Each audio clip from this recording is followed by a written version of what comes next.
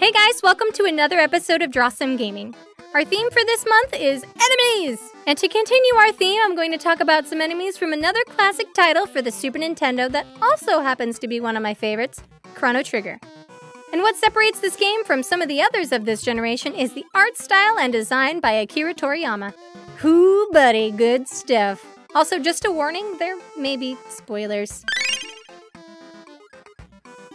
At the get-go, one of your very first battles has you encounter an enemy that you will see repeatedly with many color variations, the Imp.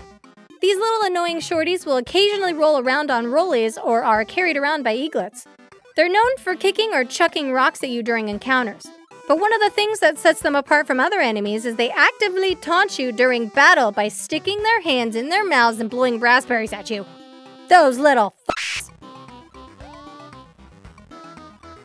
I personally love when ancient mythology or mythical lore is used in any sense in video games. There are a lot of nods to Buddhist and Hindu religious mythology when it comes to the half-human woman, half-snake enemies known as the Naga. The first time you encounter them, they're disguised as nuns in a church, which is fitting to the ancient lore. They blow slowing kisses at you and scratch with their scratchy claws. Also, their tongues are sticking out for some reason. Now it's time to talk about the cute enemies. The little frog enemies you see in different areas, just absolutely adorable. They attack with their tongues and have comically large vocal sacs. They also have a unique frog sound effect that is played when they're in the area or attack you. Then there's also the New. It's the same sprite as Specchio, just a different color. It looks like a giant tomato with gangly arms and a stare that says they saw something really shocking.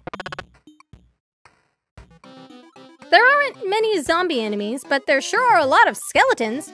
The first time you encounter these marching skeletons, they arise from broken piles of bones on the ground. Wielding spears and little booties of varying colors, they stabby stab and marchy march in battle. I know they're supposed to be scary with their glowing haunted eyes, but I think they're absolutely adorable. Even the sound effects are cute. Such cute little skelly boys.